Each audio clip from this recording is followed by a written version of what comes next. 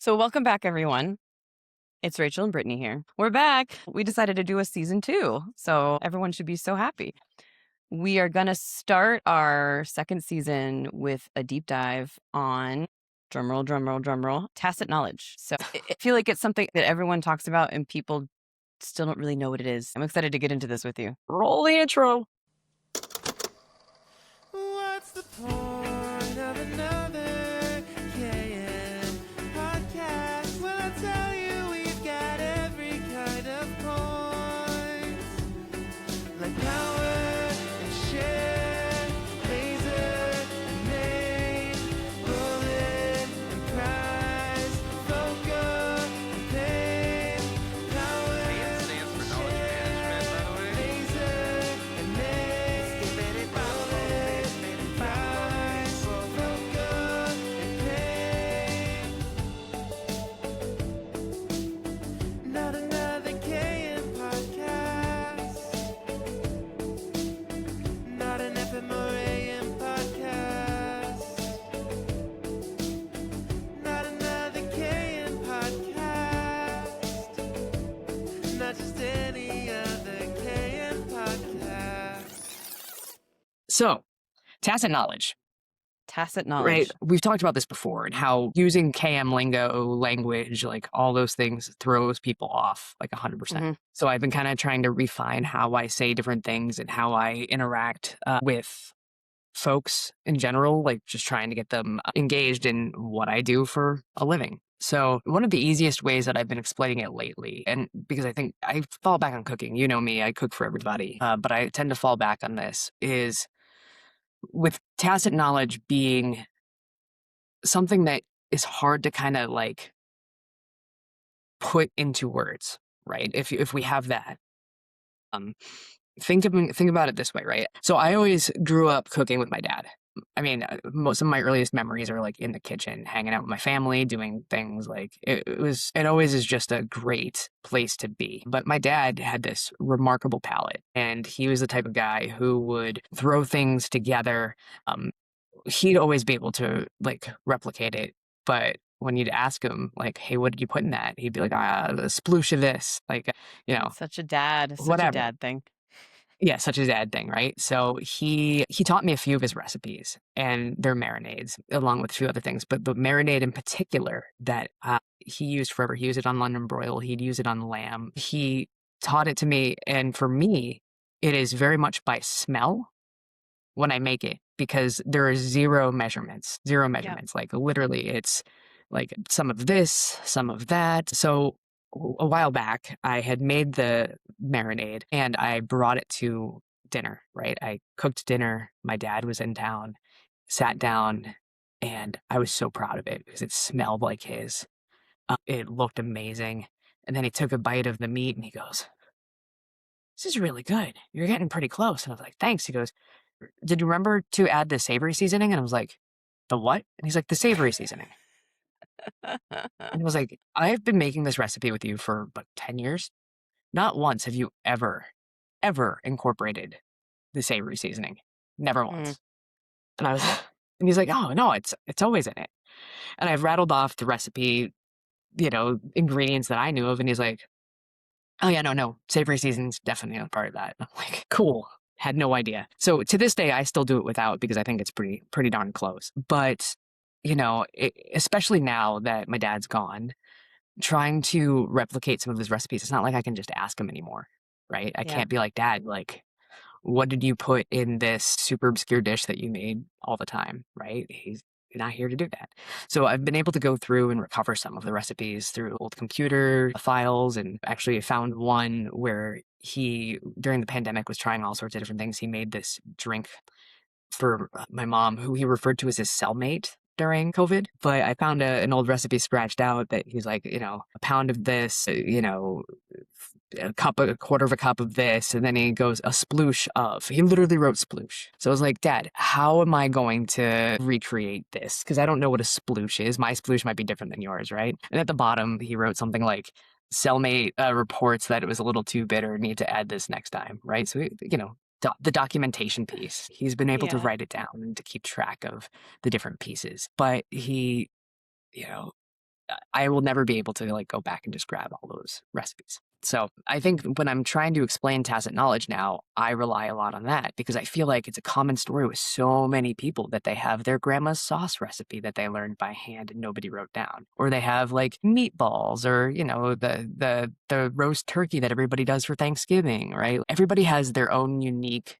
thing that they do in a kitchen that they likely learned from somebody else, and that act of passing it along is tacit knowledge. So when I explain it that way, people tend to connect to it a little bit more. That, or they're just hungry. Hungry for Fair. knowledge, maybe. Fair. I think that that's a really beautiful story in and of itself, but also a really great way, like you said, to explain the difference, not just the difference between tacit and explicit knowledge. So tacit knowledge being the knowledge that's in someone's head, and explicit being the stuff that's written down. So the difference between you asking your dad about what does this mean and reading it on a piece of paper, but also why it's important. Not just what those words mean, but like, why is it important that tacit knowledge is passed? When we think about a way to describe it to people without using a whole bunch of jargon and like losing them, I think that's a really great way to do it. It's also pretty emotional.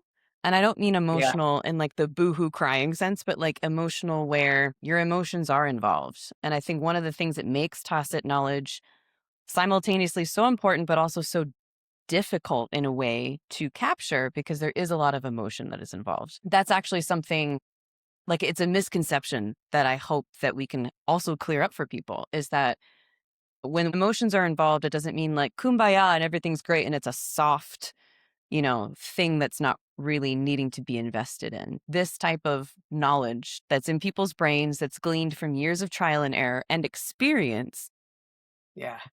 that you can't necessarily just hand over to somebody in a document, is what we're seeing play out on a global scale right now, especially in the international development sector, where it's not just documents that are being lost.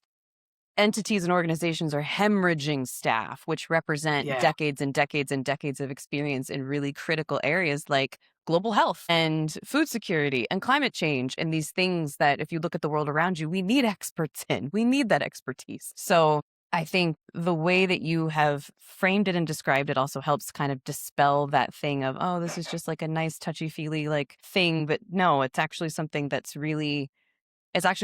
is really important, and it colors all of these different parts of our lives. It's not just a knowledge management thing. It's a thing that humans do, and we've been doing for centuries, right? So Absolutely. I love that. So when we think about it as it applies to organizations, right? Like everybody has that one or two people within the organization where if things stopped running, like things would literally stop for the organization. And being able to try to capture some of that tacit knowledge, especially as information is walking out the door, there are many ways you can try to do that. There's certifications and best practices and all these things that are out there through different organizations to kind of help you with that retention. But I think truly understanding what it is you need to capture and why it's important is the foundation of any of it. And that's where you can start getting the buy-in. You had a great example with USAID, right? Like, Mhm. you want to dive into that for a minute? Sure. So in February 2025, USAID was shut down, and it was a very dramatic example of how overnight, not just websites go offline, but people lost their jobs. And it was a very stark kind of wake up call for a lot of different sectors. Obviously, in the international development and humanitarian sector, felt it the most. And so I'm based in Jordan, I'm based overseas, but in the US and globally, it was something that was felt. But it was kind of a wake up call for a lot of different sectors going, we are one decision away in some cases from that happening to us. So what are we doing proactively? And USAID it's not like there weren't mechanisms. They did so much great work with their CLA programming, right? Like they had so many things in their 60 years of experience built into their systems. And even still, it was a scramble to who knows what and how are we capturing things. And it was just the speed of everything really disrupted that process. And so now having that be kind of this beactors to say, it's not that it's great. Like, oh, yes, we value, the expertise of our staff, and we do hand over documents, and we want to do retirement planning and legacy planning and these types of things. But proactively doing this and not just waiting until somebody gives you your 2-week notice or waiting until a political decision that means you can't go to work the next day. You can't even save what you were working on because you are locked out of your computer, right? So now the work that's happening to rescue this knowledge, both the knowledge that was in documents, reports, lessons learned, briefs, all of these things, also interviewing staff is happening now. And it's a monumental task, and it's all being done by volunteers right now. It's a heroic effort, but I also hope that it is an effort that across different sectors, other people recognize, because it's something that could happen to you. Like, not to be like the harbinger of doom, but like it could happen to anyone. And being able to be proactive about it instead of reactionary about it is really important. And there's different ways that people can be proactive about transferring and retaining this type of knowledge. So when you have, for example, the typical, I give you my 2 weeks notice, I have to do a handover document, that's when that takes place, right? No, it can take place.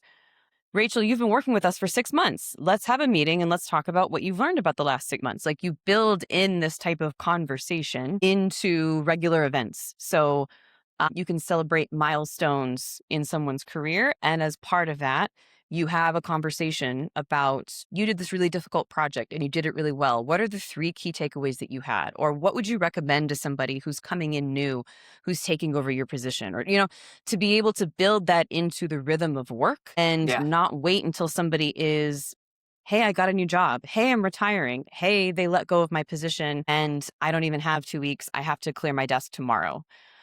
Because then it's too late.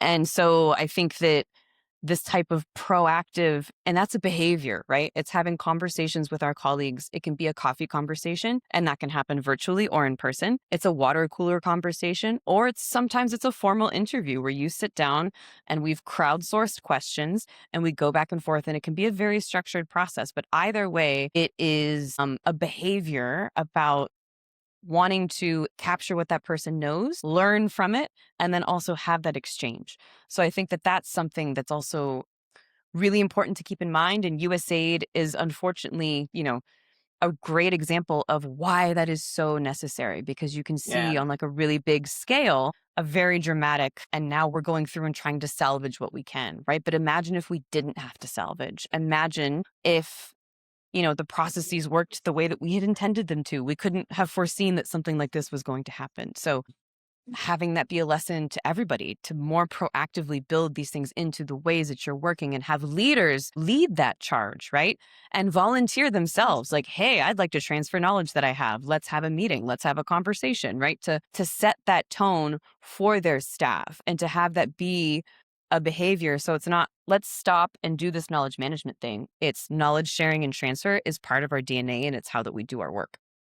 Yeah, I wholeheartedly agree there. I have yet to be in an organization that has done this well as part Yeah. of their day-to-day rhythm, which is kind of a bummer. But when I recommend what to do as a consultant to folks, one of the things that I like to think about is, hey, you have your annual review. How about the 6 months before the annual review, like kind of opposite to that, you have what's changed in your role, right? You have a check-in, like a quarterly check-in or something similar to what we did with our last episode, but coming in and just saying, hey, look, like this is what has changed in the last 6 months. And whether it's a formalized document that you have of like, these are my responsibilities, those other duties as assigned that were picked up, just to update. So even if it's written somewhere, I worked at a place once where somebody left, and they were retired. It was just a thing. And the person who took over their skills and their tasks had a whole bunch of things that they looked at. But one major issue was they didn't realize that the website name that they use, the URL, they didn't realize the person who retired was the person who paid that every year. Mm. So what happened was it came time to renew, and nobody at the organization knew, and a bot picked it up, and then they had to like ransom it back, pay exorbitant amount of money to get their name back. It's not like it was just a Wow. small organization. This was like a very well-known, recognized brand. So it was bananas. Those are little things that people don't necessarily think about, and that other duties as assigned piece, right? Yeah. Uh, hmm So for me, it's definitely one of those things where while I recommend it all the time, definitely just take a minute and jot down what's changed. So when you have your performance review, when you have a quarterly check-in with the superior, just being like, hey, look, this is what's changed. This is what's new. And I handed off this task to this person, and here's how it goes. Can I ask you, because you said something I think was really important, that you haven't, in your experience, there hasn't really been organizations that you've seen who've done this well. Why do you think that is? Like, why do organizations so often assume that knowledge can just be written down and handed off, and I've done the thing and now it's fine? Like, why is it something that is so hard? Honestly, I think that time is a privilege, and people think it's going to take more time to do it than it really does, right? That's a huge misconception because, I don't necessarily want to sit and write out a process guide on how to do this particular piece of my job, right? But either having it written down or have somebody shadow and write it down or something. And then just being able to check in every couple months to make sure it's still accurate. As knowledge managers, we should practice what we preach and do that for ourselves, let alone anywhere else. And I think planting the seeds can make a huge difference. And I understand like so many organizations, startups, like long-term relationships are either running super lean right now staff-wise, or they are running so fast they don't know how to keep up. So the idea of doing this extra step can be really daunting, can be like, I just don't have time. When in all reality, just having a quick conversation where you dictate to a voice note, or you jump on a call with somebody to be like, hey, this is a thing that I'm doing. Let me show you how to do it real quick, right? That can take minutes, and it can save you weeks of frustration. I think that's a great answer. And it hits on a really important thing where everyone says, we don't have the time. Well, we have the time to duplicate the process later when we find out that no one documented it. So either we take the time now or we take the time later. And why don't we take the time now? And why don't we make sure that we're building it into things so it actually doesn't take that much time? It actually eventually will become a part of how we work, ideally, right? And then it saves us that time. And so I think that's a really good way to look at it. Yeah, I mean, the real cost is lost time, repeated mistakes, reinvented wheels. I'm sure that people listening to this have been like, oh man, I've experienced that. Even when I left the university the first time, I trained everybody up and down and sideways in all of my tasks, responsibilities, everything. And I was still getting texts 6 weeks after I left being like, oh no, this one thing happened. And as somebody who documents things like crazy, even I would forget it's raining on a Tuesday and this thing happens once in a blue moon, right? Like, so for that to be a real thing, and I was kind enough to text back and help. If you think about it, when people are leaving an organization, there are reasons why people leave. Sometimes it's a better opportunity and they're like, hey, like, I hate to leave, but I can't refuse this offer. And other times, by the time they put in their notice, they are just done. And the last thing they want to do is help, right? Yes. So thinking about the quality of the content that you're getting, then, I mean, you're lucky if you get some of it, but even then, is it, like, how put together is it? This is also where those emotions come into play, because you can have the conversations, you can have the documents, you can have here's how we're supposed to do all these things. But if someone is fired, someone is let go, someone is told that there's no budget for their role and is given 2 days to, clear their desk and leave, a lot of times it is a very emotional process. And tacit knowledge transfer is a voluntary exercise at the end of the day. We can't force people to do that. This is what I mean when it's an emotional process, not because sometimes people are crying. Sometimes it is a therapy session, but it's because there are emotions that are at the heart of it, because it's humans that are at the heart of it. Right. Yes. And so being able to understand, this is why it's not a soft thing, that emotional intelligence piece as a knowledge manager or whoever is in charge of this process, being able to read that and being able to meet people where they are when you're doing this. So it's not an extractive process. That's like, hey, I know you're going through a lot right now, but we need you to tell us how to do this thing because we won't know how to do it when you leave. To be able to respect their experience, right? And meet them where they're at and say, look, this is a really difficult time. You may also be losing your job, right? So being able to meet them where they're at and say, this will help you leave a legacy and something positive in a really not great situation, and let them choose. But I think that this is what I meant earlier when I, hitting on the emotions piece. This is why it's really important. I just wanted to make that point. So thanks for letting me make that point. Great. That's great. Yeah, thanks for adding that. Because it's true. Like sometimes there's anger, sometimes there's frustration, sometimes there's a sadness. Even people who are excited about their next chapter and retiring, can look back on the years and years of experience they've had in a role and been like, I just don't even know where to start or what's relevant anymore. I did a retention with one guy who gave me emails from 1997 because of course he did. And I was like, thanks for those. That's not what I'm interested in. Yep. And then I've Yeah. had other retentions where I scheduled meetings with this woman who started a program at the university I was with from the ground up. It was the teacher's education program. She was one of the first people on staff, and she was there for like, I don't know, 20 years. And I scheduled a series of conversations with her, and I was like, okay, well, what about this? And she was like, oh, well, you know, blah, blah, blah. We talked through it all. And then by the end, I ended up making like a proper document. We joked that it was called the Kathy Bible, but I brought it to the meeting and I talked through about these are the key things that I'm hearing, and these are the pieces that are going to be missing if you don't keep an eye on it. And she looked at me afterwards and she was like, you got all of that from our conversations? And I was like, yeah, you just have this wealth of knowledge that you don't necessarily realize that you have. And how do you go about capturing and incorporating all that info? So yeah, crazy. I don't want to go into the AI sphere too much, but with AI, there are definitely ways that you can utilize it to help with your knowledge transfer and retention. Certainly, it's not going to replace you. And you think about the garbage in, garbage out, right? So you need to be thoughtful about what you are documenting, and but AI can be a huge thought partner in how you do that. It can be a Food for thought thought. partner, and also what we're seeing now is that there are avatars that you can make, Oh yeah, whether it's just like a nondescript avatar that speaks to a person who's leaving, or you can make an avatar that is a person. So let's say that there is a supply chain expert that's leaving a UN agency and he has 20, 30 years of experience. You can make an avatar. I sound like such an old person. It's emerging technology, but there's a way that you can make an avatar that is the likeness of that person and then have a conversation with him even after he leaves. And you do a knowledge retention interview, you feed this AI avatar with the content of that interview, and then you're able to have a dialogue with this supply chain expert even after they've left. It's based on, I don't know if you know that Steven Spielberg, there's a Holocaust museum, like a remembrance museum that he has.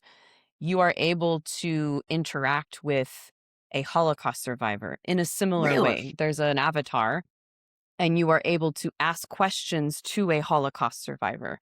It's very intense. This is a very intense example of Yeah, a very specific type of tacit knowledge.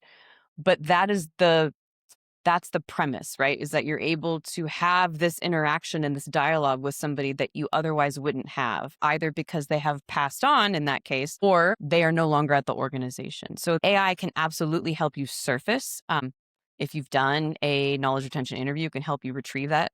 It can help you analyze the interview and, tell you different things that you should pull out into other products. It can help you organize a lot of things, but there is this emerging trend of having AI actually do these interviews. And there's a whole conversation to be had about the human and AI and quality and safety and things like that. yeah, of course. But to be able to have that ability, right? So in your example that you just gave, people are asking you questions, but imagine if there was a Rachel avatar that people could be like, okay, I need to find this document, right? And then based on the content of your leaving interview that they've done with you, you answer the question, right? This is kind of where things are going. And there's a whole separate conversation Yeah, we could have about guardrails and things like that, but it's an interesting thing to think about. How can this technology help us unlock that type of knowledge in ways that we weren't able to do really ever before? And I am in yeah, no for sure. way an expert, right? But That it's fascinating to see that this is where things are going. I do think that knowledge managers and people who do knowledge management, no matter what your role is, have a place in that, obviously, to as the people that have this kind of know-how to do the tacit knowledge. Because if you're going to have these avatars, you need to feed them the right knowledge to be able to answer right all of the questions. So I think it's a really interesting thing for people to watch.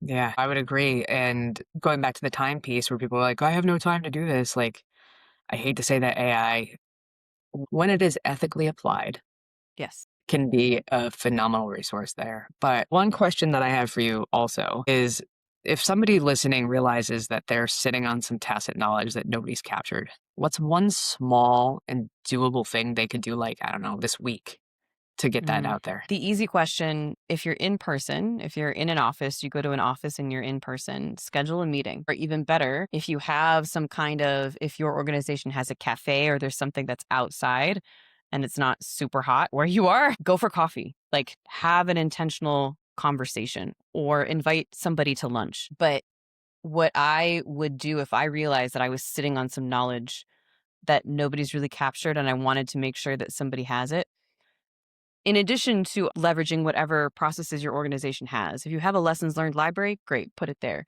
But do not skip the step of passing it on to somebody. Yeah. So, identifying somebody on your team, if you're a manager, picking somebody on your team to say, you know what? I just finished this project and we learned really great things. Can you listen? Can we record a session where I tell you the things that I've learned? Or can you work with me to schedule an after action review with the team so that we can go through these? There are those types of conversations you can do tomorrow. It's Yeah. just about identifying who the right person to have that conversation is with. That's one thing that I would suggest. Yeah. Yeah, I would agree. That's an amazing piece of advice. From a personal perspective, you have personal knowledge management to sitting on tacit knowledge. One thing that I have that I keep track of is a spreadsheet where I have all of my kids' doctors listed. I have all Mm. of our doctors listed. I even have like a tab where I have who we use for an electrician, who we use for like a plumber, all of the things, partially because I can't remember anything ever, but also because God forbid if something were to happen, the people who would take care of my kids have access to this sheet. It's locked down, it's updated regularly, but it's one of those things where it's super tacit information that you don't realize that you would need until somebody's gone.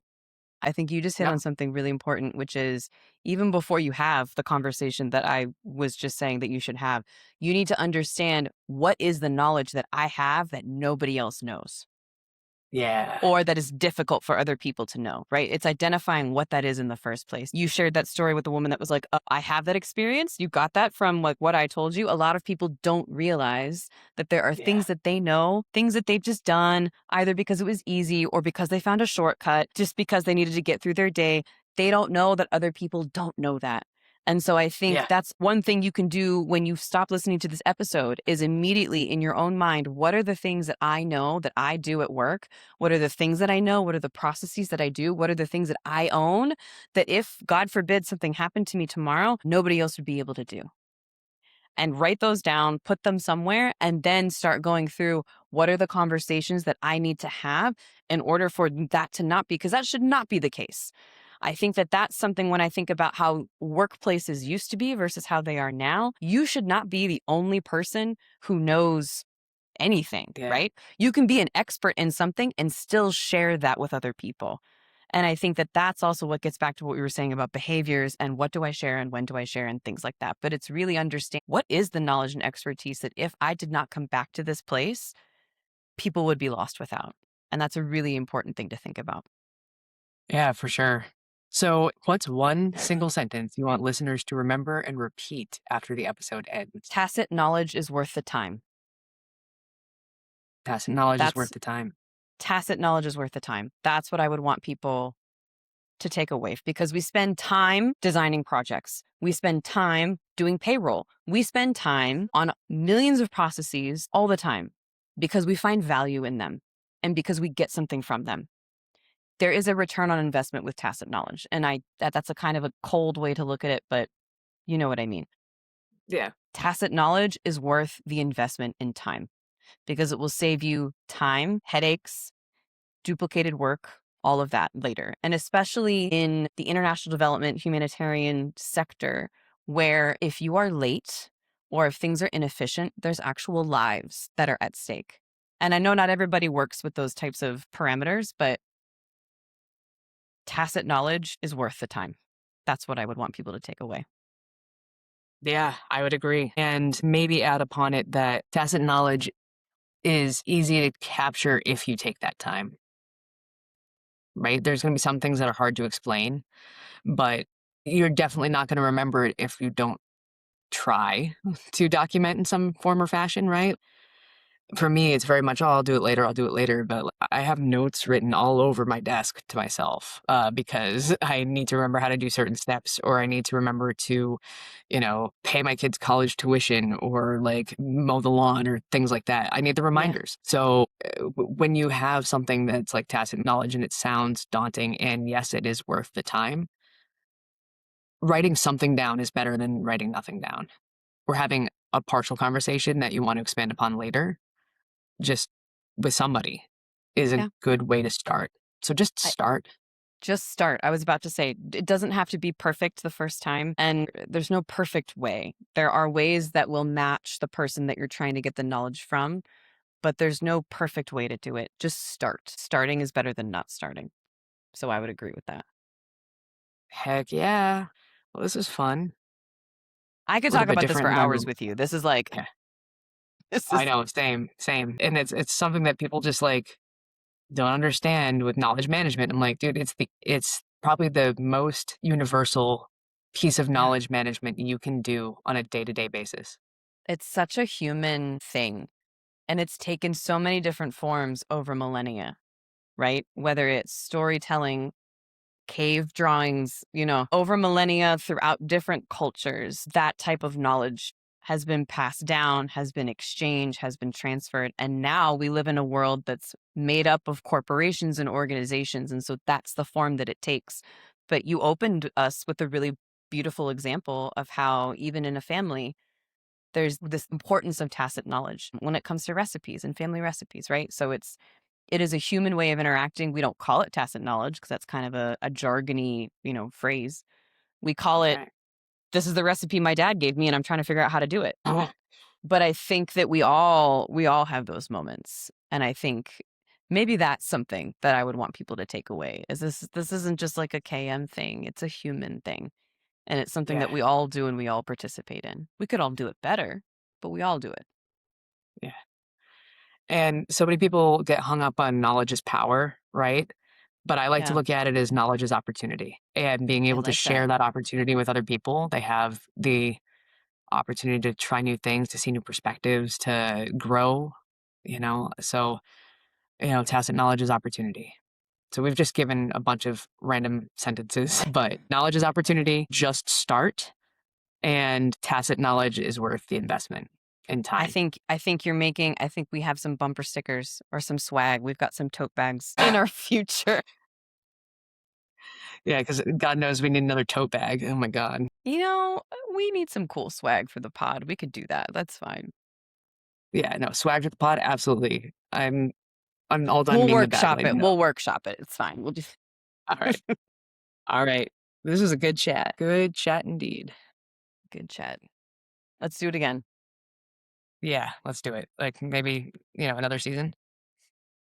I think we should. Cool.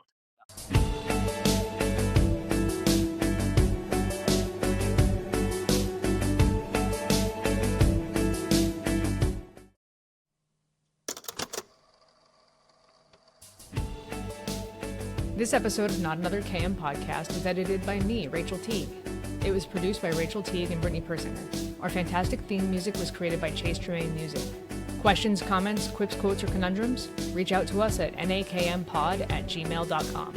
Thanks for listening. We really appreciate your support.